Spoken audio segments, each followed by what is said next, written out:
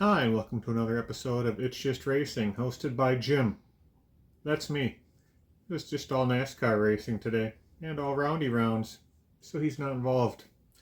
We'll start off with the Craftsman trucks at Bristol. Jake Garcia was on the pole. They didn't even get a lap in before Lane Riggs spun. Corey Heim was credited with leading that first lap at the scoring loop. They restarted. Heim held on to the lead till he got slowed up by lap traffic when Jake Garcia got by him and won his first ever stage. Way to go, little Jake. About half the field pitted, including 3 of the top 10, including Garcia from the lead. There was really no tire wear on the trucks. Corey Heim led the start of stage 2. And unfortunately for Jake Garcia, he had a power steering issue early in stage 2 and had to park it. There was a caution on lap 90 when Caden Honeycutt spun Tyler Ankrum while they were battling for second. Corey Heim held on to that restart, but Lane Riggs battled back from his first lap spin and was starting to challenge right around lap 100, and they put on a hell of a show for about 30 laps. They were side by side, cutting and weaving through lap traffic. It was a very entertaining little stint there. Heim did hang on to the lead and won stage 2. Lane Riggs got the start at the restart, and he led every lap in the caution-free third stage and got the win. Ben Rhodes finally had a good race this year. He finished second with his teammate Ty Majeski in third. It's about time Ben Rhodes had a good race. Yeah, he's had an off year. Awful. Moving on to the Xfinity Series at Bristol. Oh, wait, one more thing. With the trucks, this just across the rumors. I haven't been able to verify it, but... Oh, who is it? I can't remember. I won't talk about it then, because I can't even remember. Somebody's crew chief got fired. A playoff driver. The crew chief got fired. And whoever was going to crew for... Well, I can't remember who he was going to crew for either. Anyhow, so one guy, his crew chief got fired. This is a very informational podcast today. And another guy who was going to race this coming weekend has now dropped out because he doesn't have a crew chief, because they took his crew chief and they're giving it to this, whoever this playoff driver, I want to say Tyler Ankrum, but I could be wrong. I don't even know if he's in the playoffs. To summarize, some things have happened to various drivers in the Truck Series. Something may have happened at some point, but I don't know. Anyhow, Xfinity at Bristol. Just an all-guyer on the pole. Led first 11 laps, then the yellow flag flew for Kyle Sieg spinning. Allgaier led at the restart and held on until lap 77 when Corey Day spun himself out and took out Stephen Parsons. Just about everybody pitted at that point to flip the stage like we're at a road course. Harrison Burton and Jesse Love both stayed out to try to get some stage points with this playoff format. That's what it's all about, is points. And like in football, always get the points, unless you're the Packers and you don't kick a field goal. Anyhow, they restarted with 2 to go in the stage. Love actually led a lap before Allgaier was able to make it past him for the stage win. The move actually did work. Love finished 5th and Burton finished 3rd, so they did actually get some points for the playoffs. Stage 2 started with Allgaier taking the lead a few laps until Sam Mayer drove by him and led the rest of the way. Until the last lap, Connor Zilic got by him, turn 3, and won the caution-free second stage. Zilic led stage 3 until a caution flag for Daniel Dye spinning with 90 to go. The restarts, Zilic got the lead, but Eric Almirola stayed right on him. There's a caution for another single car spin. I don't even know who the guy was. I feel like his last name was Butcher, but I couldn't tell you. So they restarted with 30 to go because for some reason it takes NASCAR at least 8 laps to restart a race after one truck spins and doesn't have any damage. Almirola led. Another caution with 26 to go for Jeb Burton and Taylor Gray getting together. They're both running the top 10. Then they restarted again with 18 laps to go, and Eric Almirola won. The old 40-some-year-old fella who's not in the playoffs won. And guess who finished second? I'm going to go with Sheldon Creed. Sheldon Creed finished second for the 15th time. 15th time. He's never won an Xfinity race, but it's his 15th second place. And his Haas teammate Sam Mayer was third, so both Haas cars did pretty well. The Haas Factory Racing Team, or whatever they're called. All right, moving on to the Nameless Cup Series. Now, I'm only going to talk about half of this Cup race. It was very long. I watched most of it. It started off really good. So, AJ Allmendinger on the pole. That shocked the world. Maybe if it was a road course, we could understand it, but hey, AJ Allmendinger. I was. No, I have to say, you were getting on the announcers for being a little too dramatic. So when you say shocked the world, you shocked some of northern Tennessee. Yeah, shocked some of northern Tennessee. No, I always wonder why road course guys don't do good on short tracks, because so much of it is about throttle control and braking, and that has a lot in common with road course racing. But it's also, you got to save tire too much. You can't be going for the best lap every time. Not in qualifying. Well, I mean, qualifying doesn't really mean anything in I understand. That's why I was just surprised. This is like Allmendinger's first cup pole in over a decade. Anyhow, he led for first 25 laps until his right front tire went down, along with the right front tire of Ryan Preece, along with the right front tire of Austin Dillon. What's going on? Ryan Blaney got the lead a few laps later, and green flag pit stop started about 35 laps in. So this is where the controversy is. They knew that they were bringing a softer right side tire. During practice, they were getting 55, 60 laps out of right side tires. They were coming in, they were wore out, but they were just wore out. But apparently the track temperature was too low, so the track was not rubbering up in the night. Being a night race, practice was during the day, so it was a completely different animal. So this really became a challenge for everyone. Crew chiefs, drivers, whoever set up the cars, because you can't change those front end settings real easy. So Goodyear did what they were asked to do by NASCAR. The track wasn't taking rubber, and it was fun to watch. It was like multi-class racing, wouldn't you say? It was pretty chaotic. That's the only reason why I kept watching it. It was great. I loved it. A lot of people hated it. A lot of people have opinions. But it shows you who can take care of their equipment. Because we got guys burning through their right fronts in 25 laps. Blaney made it 66 laps before pitting. When he pitted, he gave the lead back to Ty Gibbs. We haven't seen this one in a while. We had tire rubber build up in the right front, which caught Josh Berry's car on fire on lap 77. Interesting fact. Josh Berry finished last. Well, he didn't finish. Right. Yeah. He was credited with last place. In every race of the playoffs. Yes, all three races in a row, dude finishes last as a playoff driver. I thought that was the worst stretch a driver could have, but Captain Stats over here quickly corrected me. Yes, I spent some time going through, the NASCAR, the record books. I couldn't find anything. So I went race by race, and I was able to find what I believe is the worst stretch of races in NASCAR history. And that has to be Dave Blaney between 2009 and 10. He had 29 consecutive races where his best finish was 37th, and the other 28 races were outside the top 40. That's nuts. So that is what I would say is the worst stretch of races in NASCAR history. So Josh Berry, not quite there yet.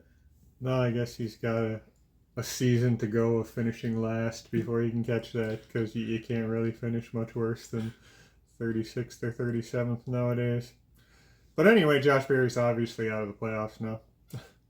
Um, there was a caution for that. The car was full of smoke. He couldn't see. He brought it into the pits, but he didn't get it all the way into his pit box, so the flaming car was kind of partially out on pit road. So they had to throw a caution for that. Restarted with 32 to go. Ty Gibbs, having the race of his Cup career, was still leading until Alex Bowman and Riley Herbst got together, brought out a caution. At a restart with 17 to go, Gibbs was still leading, but Ryan Blaney, who pitted for tires, there were like 10 green flag pit cycles, so I'm not gonna keep saying after the pit cycle, like I often do, because there were a lot of pit cycles, and that's what made this such an awesome race, was the different strategies, everything. So anyway, Blaney, who had pitted for tires recently, took the lead and won the stage at the flag. It was almost a photo finish. Lee Diffie was jumping up and down screaming that it was a photo finish. It wasn't. Blaney obviously won. And that's where his little quip about the announcers being dramatic. I used to like Lee Diffie. I'm done with him now. He has to try to make everything so freaking dramatic. Just shut up and call the race. I don't know. I'm a Burton fan, but all y'all out there don't like him, so whatever. You get Lee Diffie. Bubba Wallace led to start the second stage before Ty Gibbs got it back and led until Ricky Stenhouse and Riley Herbst, his second incident of the day, got together bringing out a caution. Gibbs still led and led until the next caution. This time Shane Van Gisbergen spun himself with 12 laps to go in the stage. Gibbs led the restart and won stage 2. Guys were burning through their tires so fast. NASCAR gave everybody another set of tires. I was listening to NASCAR radio today, and Mike Skinner's wife, sorry, I can't remember her name, Angela, I believe. I really like her. I think she could easily take the place of Jamie Little, who I'm not a giant fan of. But anyway, they were at the race, and she said that when the first 3 cars burned through their right fronts, they were mounting tires up already, because they knew they were going to have to give guys more tires. So, but the announcers made, oh, look, they're gonna give people tires, but they knew that right away. Anyhow, end of the second stage, they gave everybody another set of tires.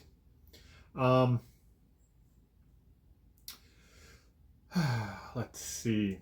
Ty Gibbs. He still had the lead. He was doing great.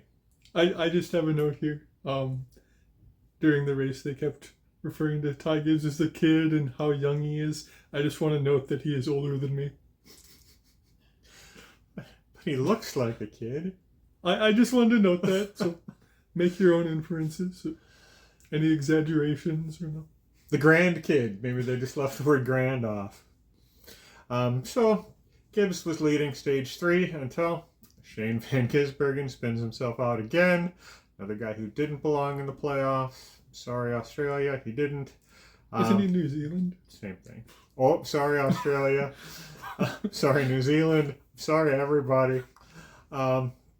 Nobody's listening anyway. So Chase Briscoe grabbed the lead on the restart, and then we were under caution again because Cole Custer spun, and I'm done. I'm not going to waste my time, your time, talking about all the cautions that ruined the rest of what was a freaking fantastic race up till this point. There were 14 cautions for 137 laps. It was a freaking joke. These guys are supposed to be the pinnacle, the best drivers we have. I understand that the tires were soft and they were wearing out, but none of these cautions were caused by a blown tire. These cautions were caused by people who couldn't drive because they couldn't judge the gap. They underestimated closing speed. Just stupid shit like that you're not supposed to do at the Cup level. 14 cautions, 137 laps. There were a couple notables. Denny Hamlin lost a wheel after a restart, got a 2-lap penalty, and I'm sure some crew members and crew chief will get tossed out sometime tomorrow for the next 4 weeks, I think they do, because it was lost on the track. Ty Gibbs went back to his Xfinity ways and moved his teammate Chase Briscoe out of the way to take the lead, but the racing gods were watching, and Gibbs missed getting onto pit road, which pretty much ended his chances at getting his first win. Now that was a pretty funny error there. He was on old tires, everybody else was on new ones, and they were just passing him so fast he couldn't find the gap to get down to the pits. He tried, and he was almost stopped, and then he realized he was past it and drove around real slow for another lap on the inside. It was pretty funny. Yeah, it was. Austin Cindric had a fire for rubber buildup in the right front. Did not get as bad as Josh Bears. He was able to continue, but was a non-factor. The final restart, 8 laps to go. There were 8 cars on the lead lap. Carson Hocevar, Zane Smith, and Alex Bowman were out of tires, so they could not change tires at that last caution. The other 5 guys put new tires on, and Christopher Bell restarted third on the new tires, blew by them, and got the win. So that's 3 Gibbs cars were the 3 winners in the first round of the playoffs. The weak link is Ty Gibbs once again. He is. So the first 4 eliminated from the playoffs in the Cup Series were Alex Bowman, Austin Dillon, Shane Van Gisbergen, and Josh Berry, who did not have the worst 3-race stretch in NASCAR history. I think that's pretty much who we expected to go, isn't it? Yeah, those are the 4 who I would have put out first. So I might have had Bowman in there, just making it through just because he's a Hendricks driver. But yeah, I think that's pretty much what we would have thought. No, I have a few notes. There was one point I got pretty excited. 51 laps to go in the race. Joey Logano was in the lead. He was on his last set of tires already, and there was nobody on the lead lap. He had lapped the field. Yep. There was nobody on the lead, and then when didn't he pit or something? Yeah. So he pitted, and then there was nobody on the lead lap. Yep. The graphic was confused. It was. So I like to see that. And just a little stat for you. The last time that somebody lapped the field at the conclusion of a race was 1994 at North Wilkesboro. I forget who it was, but it did not happen. It's not happened in my lifetime, but I would like to see that because I think it's funny. No, I don't think we'll ever get that with stage racing. No, probably not. Another note, 6 playoff drivers finished 30th or worse out of 38. That's impressive. Again, fast lap was outside the top 30. AJ Allmendinger had fast lap. Did I tell you that NASCAR is talking about changing that for next year? Yeah. Because Kyle Larson twice has gotten it, and now it's happened 2 or 3 more times since then. So next year they're speaking of you'll have to be on the lead lap in order to get it, which I don't approve of. I didn't like it when Formula One said you had to be in a point scoring position to have the bonus point. I think if you turn the fastest lap, you get the point no matter where you are. But that's just my opinion, which doesn't mean anything. And I just have one other note. I have to call you out on this. Before the race, you said that this race would prove that Corey Haim does not belong in the Cup Series. No, I'm not saying you're Corey not a believer Haim. in Cup Series Corey Haim. I don't think he's ready, and I think he's absolutely has to have an Xfinity ride. But I said unequivocally, no, he is not ready for Cup, and this race will prove it. Well, of the 8 people who finished on the lead lap, he finished 6th place for Corey Haim. He did. So my words have been eaten. Yes. And they were tasty because I made them. But yeah, sorry, Corey Haim. I'm sure he'll probably be in a 2311 car next year if 2311 still exists. Who knows? I guess The whole lawsuit deal is supposed to be settled in December.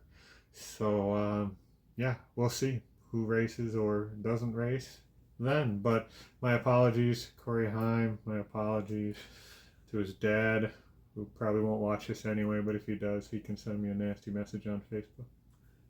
I think we should also talk about the IndyCar schedule. It was announced for next year.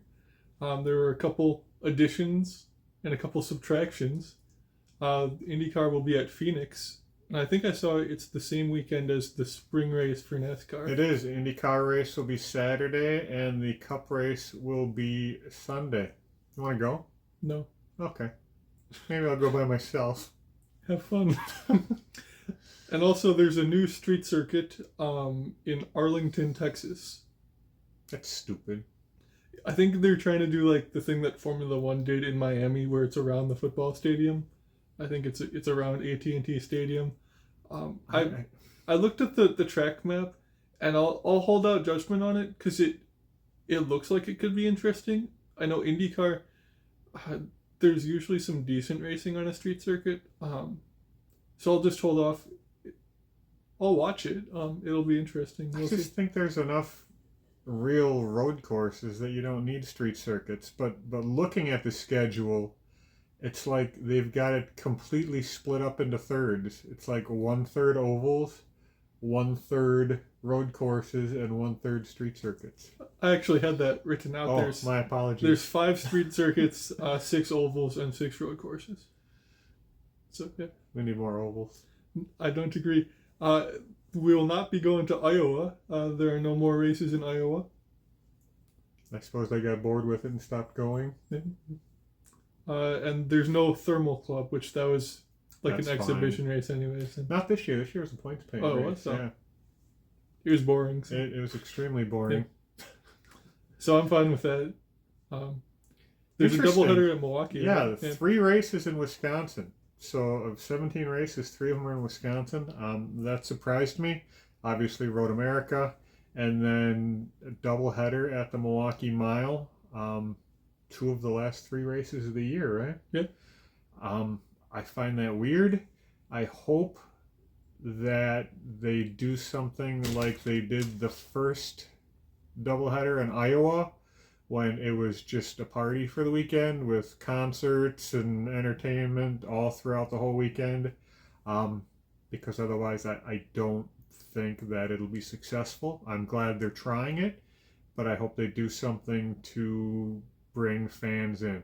Now, obviously fans don't matter in person because all the money comes from TV.